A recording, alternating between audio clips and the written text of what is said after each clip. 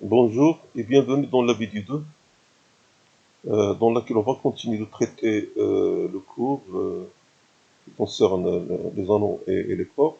Donc on en est au corps. Qu'est-ce qu'un corps?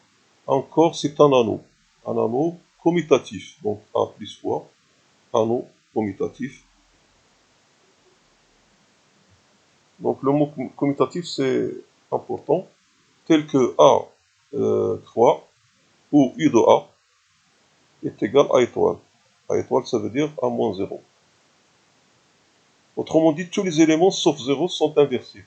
Tous les éléments différents de 0 sont inversibles. Donc, je souligne la commutativité de A, ça veut dire la deuxième loi.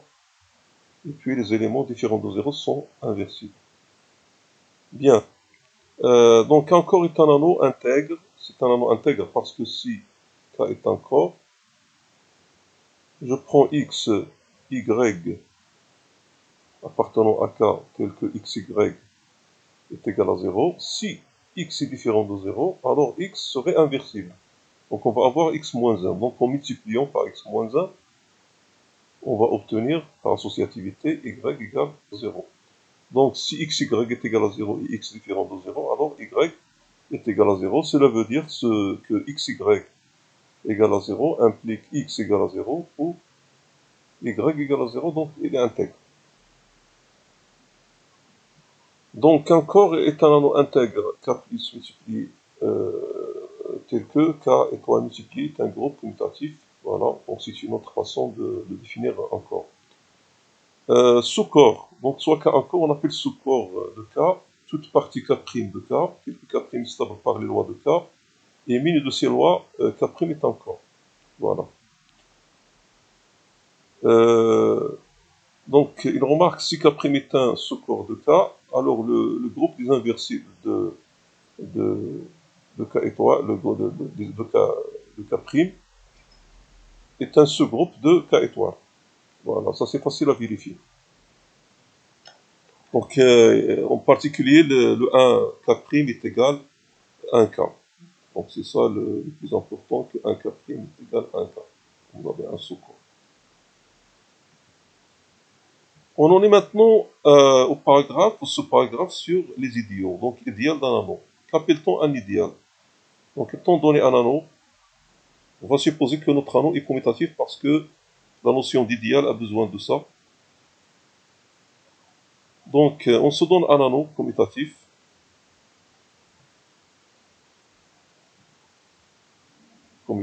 On appelle idéal de A, une partie I de A, tel que I est un sous-groupe de A+, et cette condition, quel que soit AX qui appartient à croix I, AX appartient à I. C'est-à-dire A appartient à A et X appartient à I, implique AX appartient à I. Alors là, vous remarquez que vous avez l'anneau A et vous avez au milieu, donc, dedans, une partie I. Quand vous prenez un élément ici, X, et un élément de A, quand vous faites le produit, vous êtes ici. Voilà. Alors ça ressemble un peu à la question des nombres pairs. Quand vous prenez de Z, voilà de Z, il est inclus dans Z. Quand vous prenez un élément K qui appartient à Z, vous le multipliez par un élément de 2Z, ici, donc disons X, vous trouvez donc Kx qui est aussi pair. Donc la multiplication d'un nombre pair par un entier quelconque reste pair. Donc ici c'est une force pour l'idéal.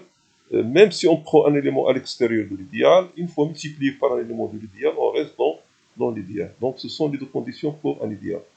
Alors les meilleurs, les idéaux donc les plus banals, c'est 0 et A. Donc 0 lui-même et A lui-même sont des idéaux de A. Ce sont les idéaux triviaux. Un autre type d'idéal très important, c'est que vous prenez un élément petit a appartenant à A, l'ensemble des multiples de A. Donc l'ensemble des multiples de A qu'on note à A, qui est égal à l'ensemble des xa, lorsque x décrit A. Ça, c'est un idéal aussi. C'est un idéal de A, de grand A. Bon, d'ailleurs, lorsque A égale à Z, vous retrouvez que nz. Nz qui est donc un idéal de Z.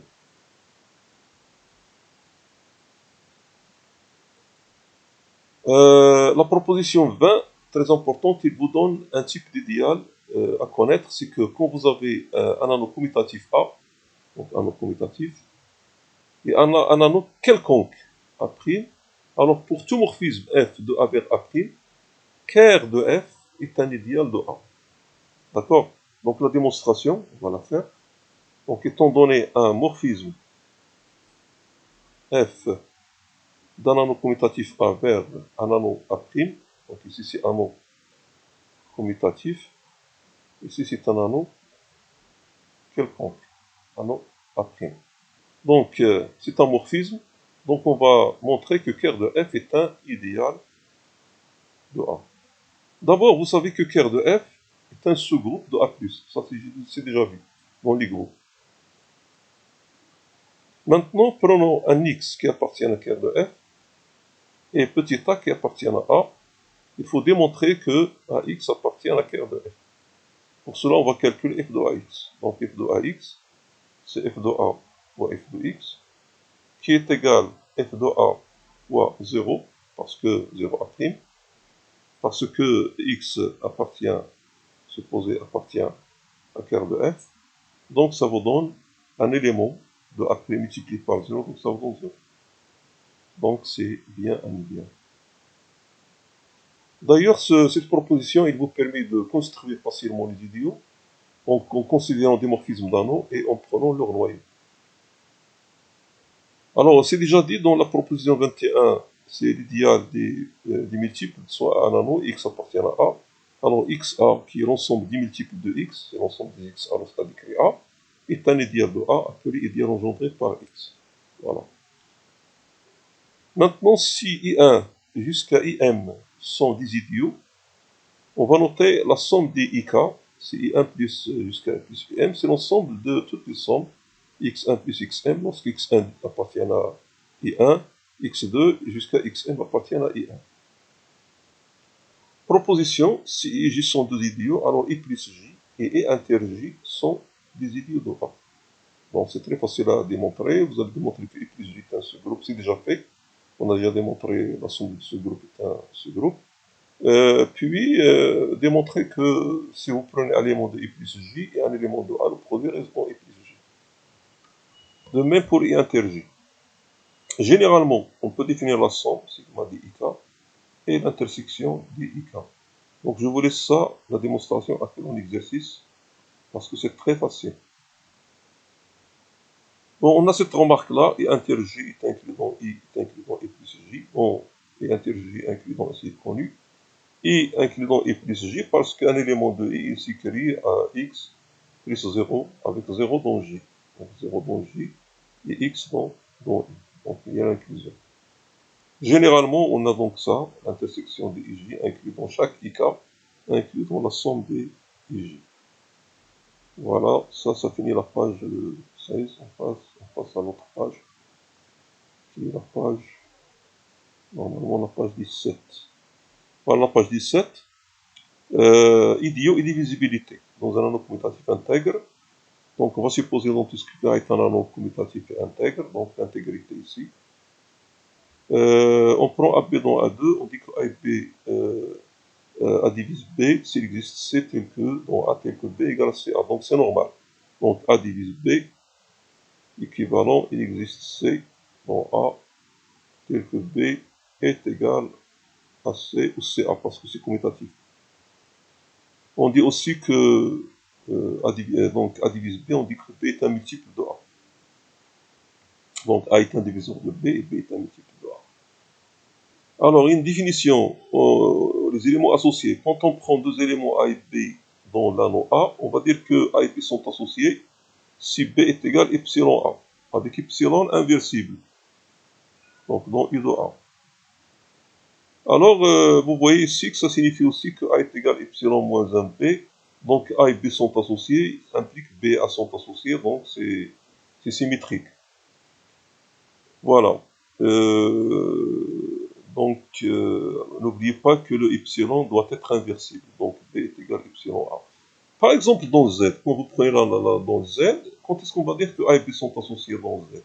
A et B sont associés si seulement si B égale à A ou B égale moins 1. Voilà.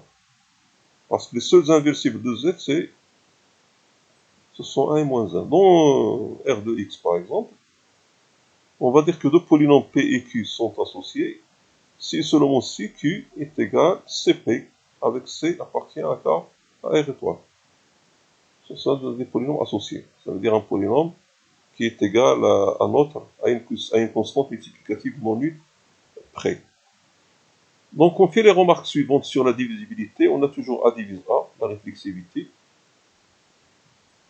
A divise B et B divise C implique A divise C, la transitivité. Attention, on n'a pas la symétrie, on n'a pas l'antisymétrie. Si A divise B et B divise A, alors A et B sont associés. Voilà. On va faire la preuve de celle-là.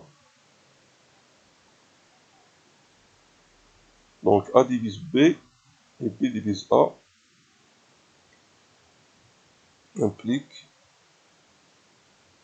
qu'ils sont associés. Donc A divise B, ça veut dire qu'il existe K tel que, donc A divise B et B divise A, il existe KL appartenant à A, tel que B est égal à A divise B. Donc A est égal à KA. Et A est égal à LB. Et voilà. Alors vous avez B est égal à KA. Et A est égal à LB, ça me donne A est égal à L KA. C'est-à-dire que A facteur de 1 moins LK est égal à 0. Premier cas, si A est différent de 0, forcément, par intégrité, on a supposé l'intégrité. Donc on va avoir 1 est égal à LK. Donc L et K sont inversibles. L et K sont inversibles. Du coup, A et B sont associés parce que vous voyez que B est égal à A avec K inversible. Donc, ils sont associés. Deuxième cas, si A égale à 0,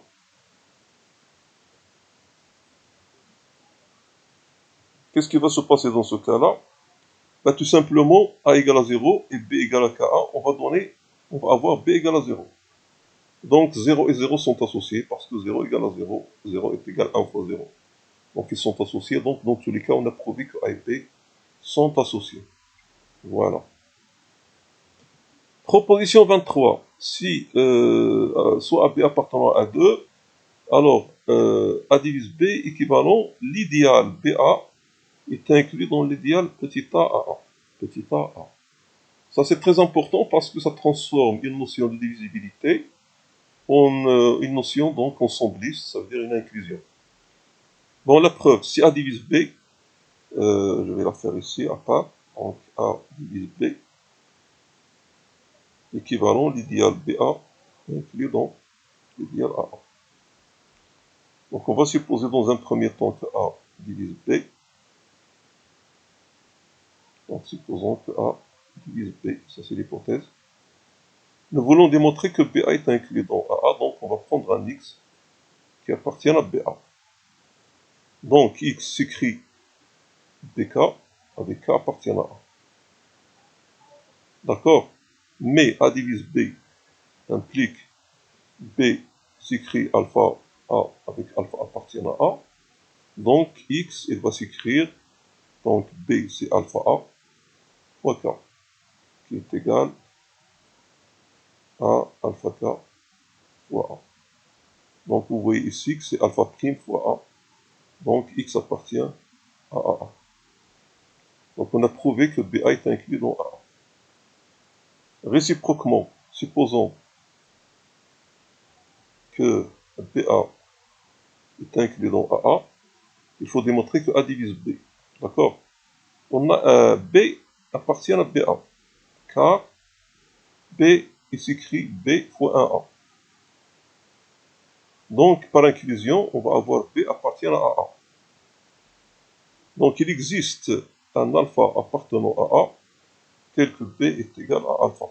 Donc A divise B. Voilà la démonstration de cette proposition.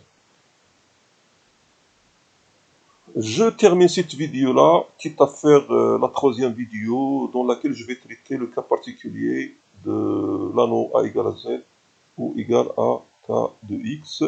J'espère que vous comprenez les explications à travers cette méthode avec les vidéos. Et j'attends bien sûr vos suggestions et vos remarques. Donc, à la prochaine, Inch'Allah.